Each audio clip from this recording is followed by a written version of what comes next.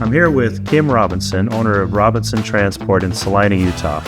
Kim, what's the story behind the trucks that we're going to be selling for you? Well, my dad got the original truck that he had at like a 1934 International, and he fixed that up and restored it, and then he decided he wanted to go further, so he just started collecting trucks and fixing them over there when he retired, and he had a couple other guys that helped him out.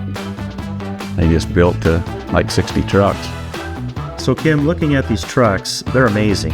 And I can see that there's been quite a bit of work put into the majority of these trucks. Some of them look to be a little bit more original. Some look to have, various states of restoration done on them.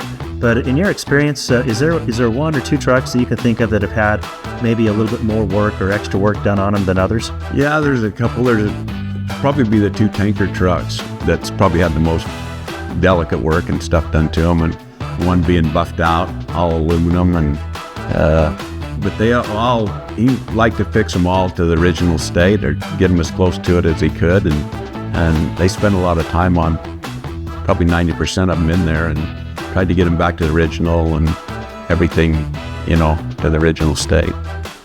Kim, which one of these trucks has the most sentimental value to you and why? Probably the 1974 Peterbilt Wrecker. It was because I drove that truck when I first come to work here, and as a coal truck, and then we liked it so much it was a good truck, and we made it into a wrecker, because we used to do all our own wrecker service, and we used to do it for the public too. I mean, I had a lot of different experiences in that truck and a lot of great memories from it. So Kim, what makes these trucks unique or rare in the collector world? Yeah, there's some of these trucks that's been in movies with famous movie stars. There's some that's they only made 4 of, and we have some that are old, that very old, that they was like the Fagio was before it turned into Peterbilt, and there's some that's chain driven, and there's just a lot of antique trucks. And my dad received an award for being in business for over 50 years and for having over 50 trucks of his own personal as an individual. There's a lot of museums that has probably more trucks than that, but these was all his personal outfits, and he had over 50 of them. Do you have any advice to anybody who is interested in purchasing one of these trucks, or perhaps maybe somebody who's looking to start their own antique truck collection?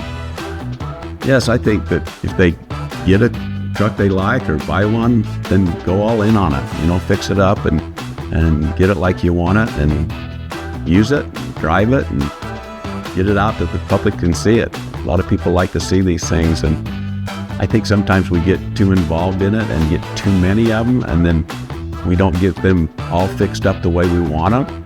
And I know that was a passion of my dad's, tried to get everything, but now this next generation, my children don't really want to have that many trucks, so they're going to keep some, but they just want to keep it at a mediocre. So I just think go all in and with what you got and build from there.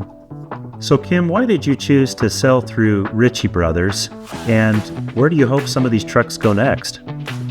I chose to go with Ritchie Bros because I've sold through them previous, and so did my father, and they have a lot of reach that we don't have, different states, different countries, and I hope that the people who purchase these outfits or trucks love them, and I hope they continue to keep them in order and run them around or take them to shows or whatever they want to do with it. I just hope they have a strong passion for it, and hope it makes them happy.